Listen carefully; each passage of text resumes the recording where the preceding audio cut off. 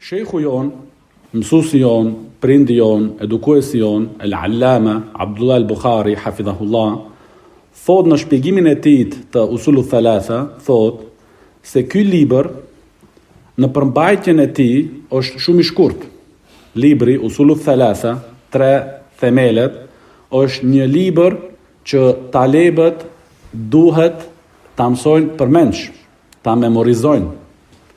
Dhe njihet që në vendet islame, në vendet posaçërisht ku flitet arabisht, fëmijët nga foshnorja i mësojnë këta libra të Sheikhul Islam Muhammed ibn Abdul Wahhab rahimahullah.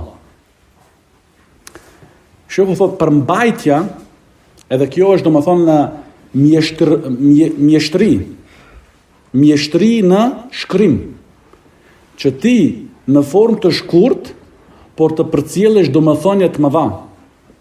Edhe këtë e ka pas ky imam. Dhe kjo tregon domethënë kuptimi i thellë të kësaj feje që ka pas ky imam, Sheikhul Islam Muhammed ibn Abdul Wahhab rahimahullah. Prandaj thot Sheikhu Sheikh Abdullah Bukhari se ky libër në përmbajtjen e tij është i shkurt, por me gjithë shkurtësinë e saj ka përmban domethënie madhështore.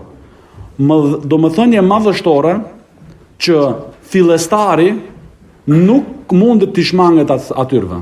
Fillestari, që sa ka filluar me kërkuar dituri, nuk është domethënë, nuk duhet me u treguar domethënë i pavarur ndaj asaj diturisë. Por edhe ai që ka mbaruar në dituri, domethënë që ka arritur grada të larta në dituri, nuk mundet me e treguar veten, domethënë i panevojshëm ndaj këtij librit. Domethënë unë s'kam nevojë. Unë s'kam nevojë për këtë libër, se tash unë kam lexuar libra të tjera, kam studiuar libra të tjera, kam hulumtuar libra të tjera, e Usul Thalatha është vetëm në fillim. Se kur kemi shkuar me Abdurrahman al-Albani në Riyadh, ke Sheikh Salih al-Luhaydan, Sheikh Salih al-Luhaydan hafidhahullah na ka thënë neve që librat të Sheikhul Islam Muhammed ibn Abdul Wahhab rahimullah nuk është që ti vetëm një herë ti lexosh edhe mbaroj puna jote, por gjithmonë në vazhdimsi ti jesh duke i lexuar ata, në vazhdimsi. Edhe këtë na jep këshill një alim rabbani në moshën 89 vjeçare. 89 vjeçare, duke qëndruar në mesxhidin ku e fal namazin zakonisht. Ka thënë domethënë këtë këshill, librat e Sheikhul Islamit rahimahullah ti lexoni në vazhdimsi. Jo me thënë e lexova një herë, e shpjegova një herë, e prezantova një herë edhe përfundoi gjithçka. Jo, patjetër ti ke prej kohës me bër përsëritje.